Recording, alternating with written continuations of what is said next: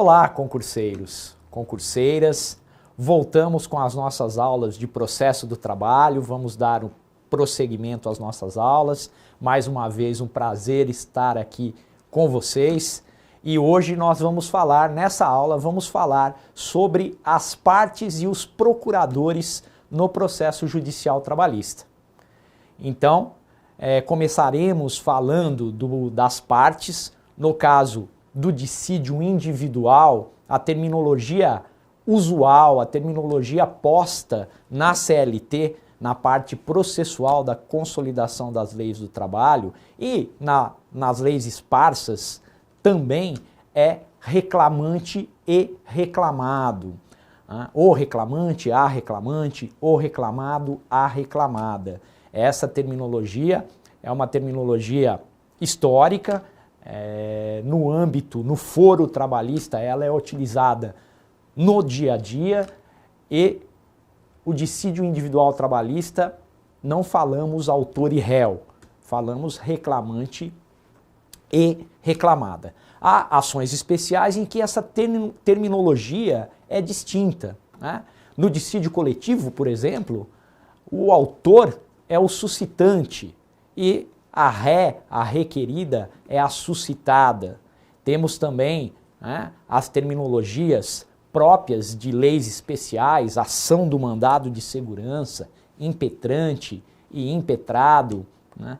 Temos outras terminologias que variam conforme a natureza jurídica da ação ajuizada na Justiça do Trabalho. O Ministério Público do Trabalho, normalmente, no seu dia a dia, ajuiza ações coletivas, principalmente a ação civil pública, que é uma espécie de ação coletiva, e a terminologia é requerente e requerido, ou autor e réu. Mas muitas vezes se usa também reclamante e reclamada, ok? Não há um preciosismo, um rigor técnico muito apurado em relação a essa terminologia que adjetiva, qualifica as partes no processo judicial, as partes que compõem a relação jurídica processual. Então, eu chamo vocês aqui para o quadro para que nós possamos reforçar e ter o conceito do que é o reclamante e o reclamado. Vamos lá. Vejam, o conceito reclamante, o autor, notadamente no dissídio individual, é aquele que propõe a ação. A ação é proposta por intermédio da petição inicial, ou seja, a fase postulatória se inicia com a petição inicial. Pela petição inicial, o reclamante exerce o direito de ação, o direito fundamental de ação, um direito público, um direito subjetivo. E essa ação é proposta contra o reclamado, a reclamada, o réu do dissídio individual trabalhista, aquele contra quem é proposta a ação. Ok?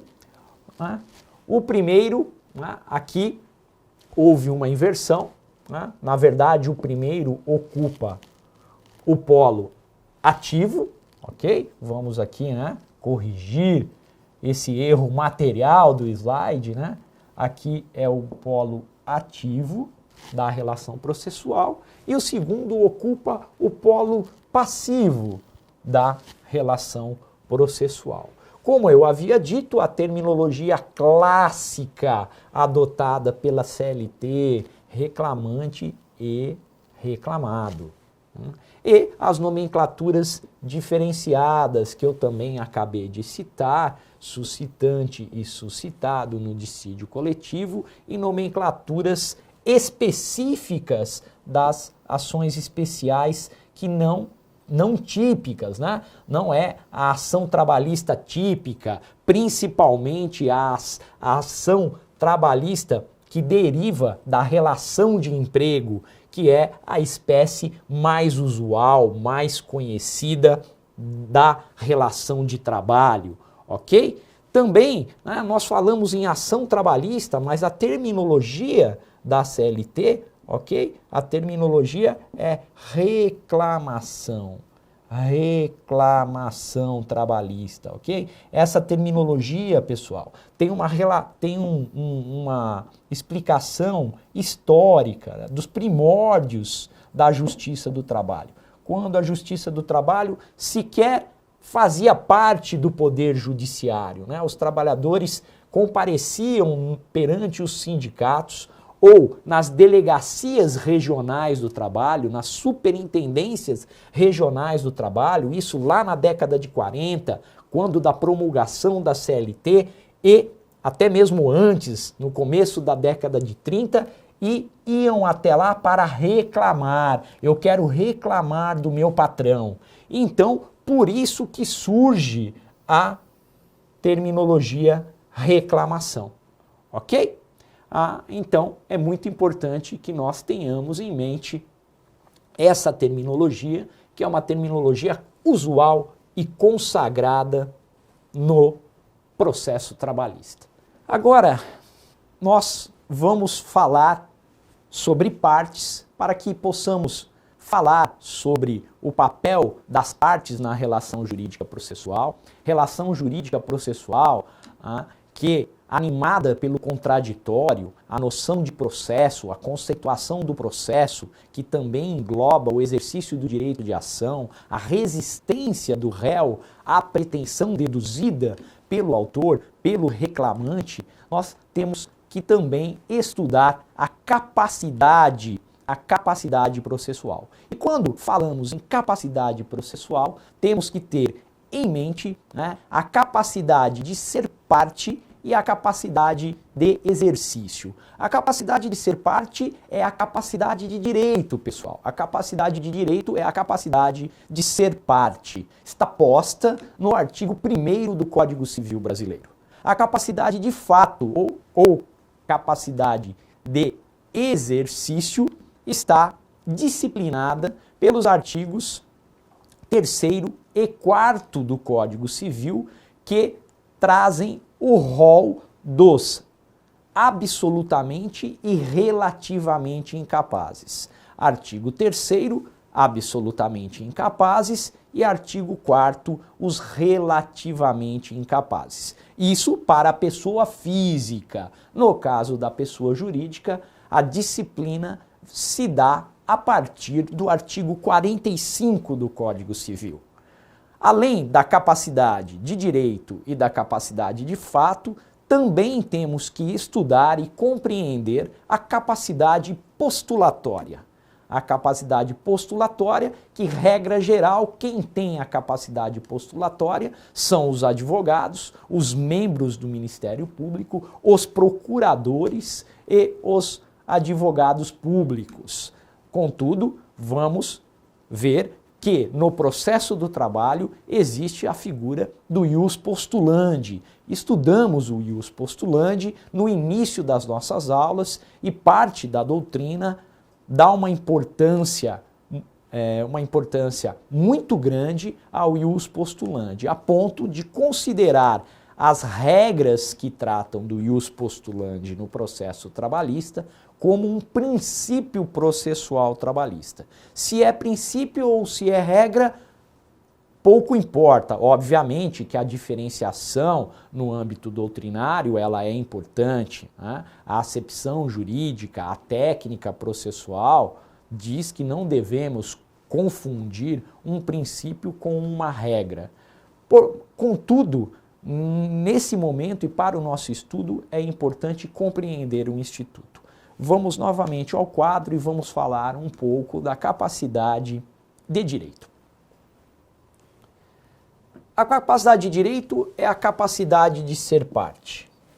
Ela se contrapõe à capacidade de estar em juízo, a capacidade de fato e de exercício.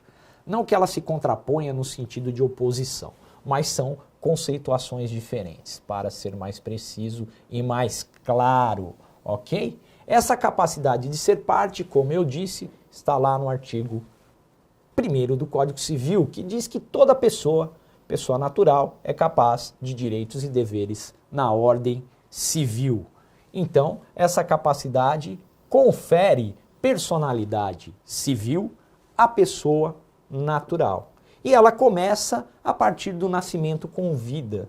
Lembrando que o nosso Código Civil coloca a salvo, desde a concepção, o direito do nascituro. O nascituro também tem direitos, também tem capacidade de ser parte. Ok, pessoal? E a pessoa jurídica, o registro dos seus estatutos perante os órgãos competentes vão conferir personalidade jurídica às pessoas jurídicas, né? E, excepcionalmente, a lei permitirá que alguns entes despersonalizados adquiram capacidade de direito e também capacidade de exercício, conferem a esses entes despersonalizados aquilo que chamamos de personalidade judiciária. É o caso da massa falida, do condomínio, do espólio e outros exemplos. Continuo com vocês aqui no quadro para que nós teçamos algumas considerações importantes sobre a capacidade de fato ou de exercício, que é a capacidade para estar em juízo. Essa capacidade é conferida às pessoas que estão no pleno exercício dos seus direitos.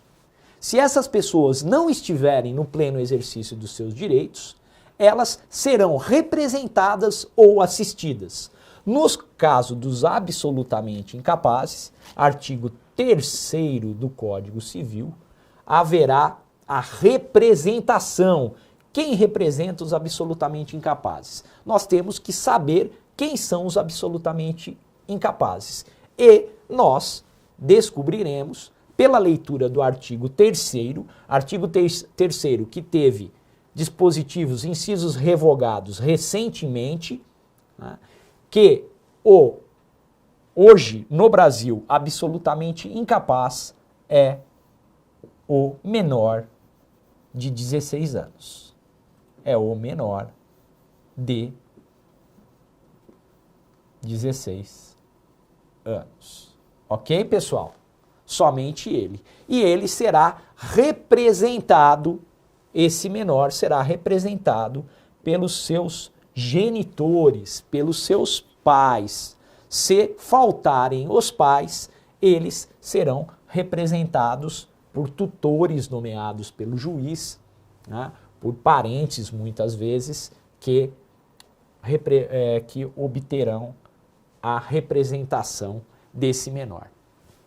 Por sua vez, os relativamente incapazes, aqueles listados no artigo 4º do Código Civil, quem são eles? São os ébrios habituais, são os pródigos, são aqueles que de alguma forma não conseguem, não possuem plena capacidade para o exercício de seus direitos, ok? Por conta de algum transtorno mental, por conta de alguma deficiência, enfim. Neste caso, os relativamente incapazes serão assistidos pelos seus representantes legais, ok? Então, vejam, eles têm capacidade de ser parte, mas não possuem capacidade para estarem em juízo. E por isso, representados, no caso dos absolutamente incapazes, e assistidos no caso dos relativamente incapazes. Anotem aí, no processo do trabalho, a capacidade plena se dá tanto de direito como de exercício, ocorre aos 18 anos. Somente aos 18 anos que o trabalhador, somente aos 18 anos, terá capacidade plena. Capacidade plena. Então, antes dos 18 anos, ele será representado ou assistido. Se tiver menos de 16 anos, ele será representado. Se tiver entre 16 anos e 18 anos incompletos, ele será assistido. Por quem? Por seus pais. Ou, na falta dos seus pais, pelos representantes legais. Embora a CLT não diferencie representação de assistência, ela usa indistintamente o termo representação e assistência. Muitas vezes esse uso indistinto e com pouca acepção técnica atrapalha a interpretação dos dispositivos, mas daí não há dúvida que tecnicamente devemos nos reportar ao Código Civil. O artigo 793 da CLT vai dizer que as ações trabalhistas dos menores, tanto as ações propostas pelos menores, menores como reclamantes, como as ações propostas contra os menores na posição de reclamados, menores de 18 anos, serão feitas por seus representantes legais. Na ausência desses representantes legais, diz a CLT que o Ministério Público do Trabalho, o sindicato profissional, o Ministério Público Estadual ou o curador, ainda se utiliza a expressão curadora, né, a CLT, até por conta da sua idade e por conta da manutenção de certos dispositivos e ausência de alteração para conferir uma maior precisão técnica a esses dispositivos. Então, essa falta de atualização da CLT leva muitas vezes à utilização de termos jurídicos pouco técnicos, que não primam pelo rigor técnico. Mas o importante, o que temos que saber é que o 793 vai trazer a representação pelos representantes legais como prioritária e, na falta, pelo Ministério Público, pelo sindicato profissional. Atenção, atenção, até coloquei aqui, não vamos confundir a intervenção do Ministério Público do Trabalho quando há o interesse de menor, o que exige que o Ministério Público do Trabalho seja chamado ao processo pelo juízo, conforme artigo 178, inciso 2 do novo CPC. Essa intervenção é a intervenção do Ministério Público do Trabalho como fiscal da lei. Ela não se confunde com o artigo 793, que está prevendo a possibilidade do Ministério Público do Trabalho representar ou assistir um menor de 18 anos na ação por ele proposta ou contra ele proposta.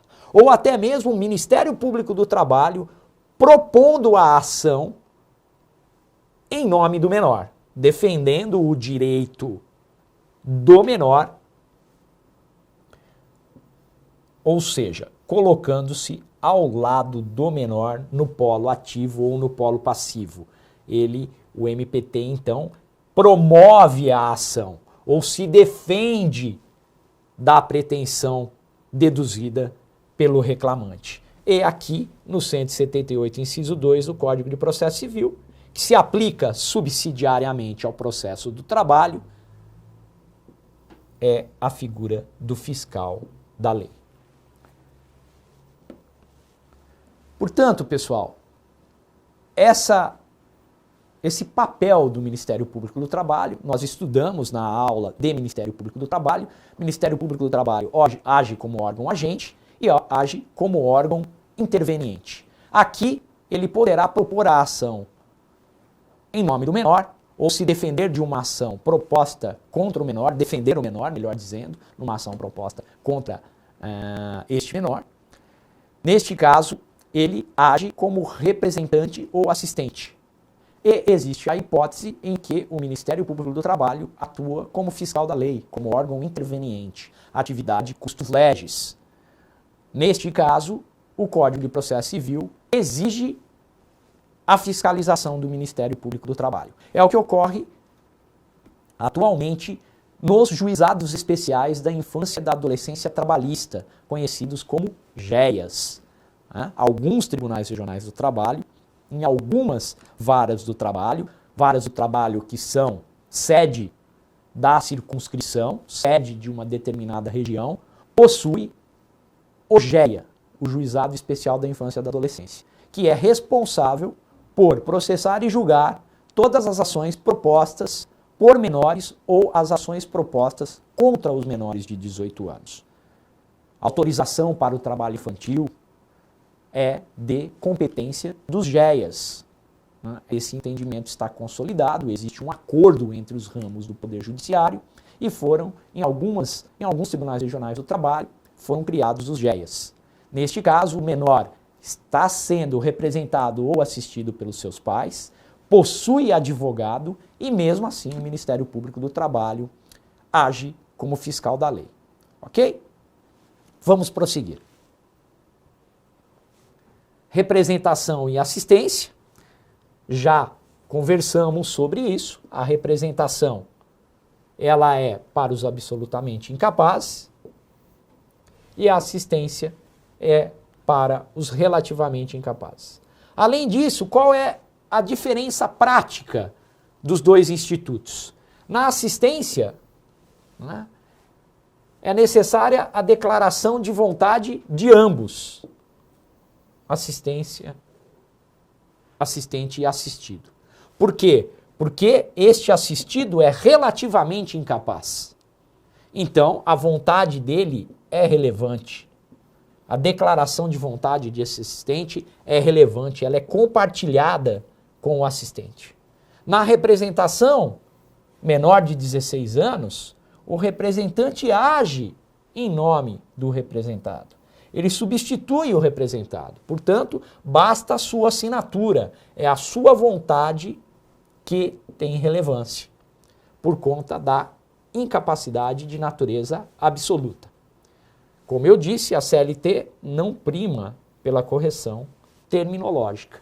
Basta ler alguns dos artigos da CLT, o 791, parágrafo 2º, o 843, parágrafo 2º, para visualizar a confusão que a CLT faz quanto à utilização das expressões representação e assistência.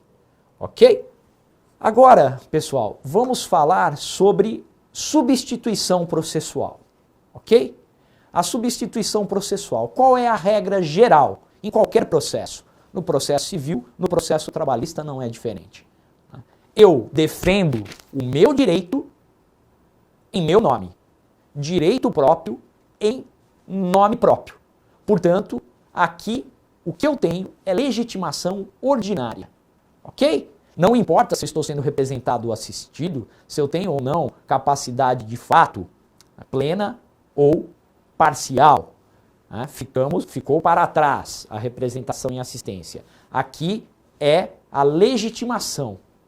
A legitimação para estar em juízo, para estar no polo ativo ou passivo da relação jurídica processual.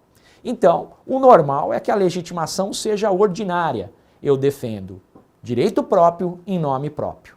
Contudo, a legislação traz a previsão da substituição processual.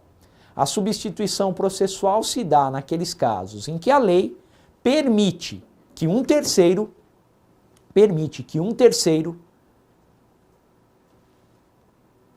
esteja no polo ativo ou passivo da relação jurídica processual, defendendo direito alheio.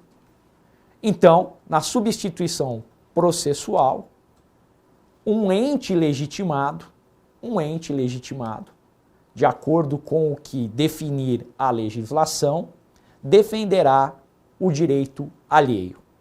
E essa possibilidade, ela é claramente estabelecida pelo artigo 18, caput do novo Código de Processo Civil. No processo civil anterior, era o artigo 6º. No atual Código de Processo Civil, é o artigo 18. Então, eu chamo vocês para o quadro. Substituição processual, legitimação, para atuar em juízo. Identidade entre aquele que propõe a ação e o titular do direito lesado. Há uma coincidência. E essa ação somente será proposta em face de quem tem titularidade para respondê-la. Continuando aqui no quadro, a legitimação pode ser ordinária, extraordinária ou autônoma, ok? Ordinária, extraordinária ou autônoma. A ordinária é exatamente quando se atua em nome próprio na defesa de seus próprios direitos. A extraordinária é a figura da substituição processual. É a substituição processual clássica, decorre da lei, artigo 18 do novo CPC. A pessoa ou ente jurídico figura no processo como parte em nome próprio na defesa de direito alheio. O exemplo mais usual e parte do dia a dia do foro trabalhista é a atuação sindical, do ente sindical. Né? Essa atuação do ente sindical é uma atuação prevista no artigo 8º, inciso 3 do novo Código de Processo Civil. Pessoal, vamos lá, da Constituição Federal, ok? Artigo 8º, inciso 3 da Constituição Federal e também a CLT, mas constitucionalmente, eu tenho a possibilidade, a Constituição traz a possibilidade do sindicato substituir processualmente os trabalhadores que são representados, ok? Ou os empregadores também, no caso do sindicato econômico. Mas o sindicato, tanto nos dissídios individuais, como nas ações coletivas, não confundir as ações coletivas da Lei de Ação Civil Pública e do Código de Defesa do Consumidor com os dissídios coletivos em sentido estrito, mas nas ações coletivas, nas ações civis públicas propostas pelo sindicato, também há substituição processual para a defesa de interesses difusos, coletivos e, notadamente, no que tange à substituição processual, os direitos individuais homogêneos, ok? E há também, a doutrina fala em legitimação autônoma, que seria um terceiro gênero, exatamente naqueles casos em que se atua na defesa de interesses difusos e coletivos. Exemplo, Ministério Público em ação civil pública, a Defensoria Pública, o próprio sindicato, que atua defendendo interesses difusos e coletivos, o sindicato que ajuiza a ação civil pública. Vejam, aqui há uma diferença. O sindicato, quando defende interesses individuais ou quando defende interesses individuais homogêneos que possuem uma feição coletiva, substitui processualmente os indivíduos. Contudo, no caso dos interesses difusos e coletivos, que não se confundem com interesses individuais, a doutrina e parte da jurisprudência, uma parte bastante expressiva, utiliza a terminologia legitimação autônoma, que também é substituição processual. Embora haja certa controvérsia na doutrina, mas podemos sim dizer que é substituição processual. Aqui a redação do artigo 18, que falei para vocês. A seguir, vamos tratar da capacidade postulatória, a partir da próxima aula. Ok? Voltaremos.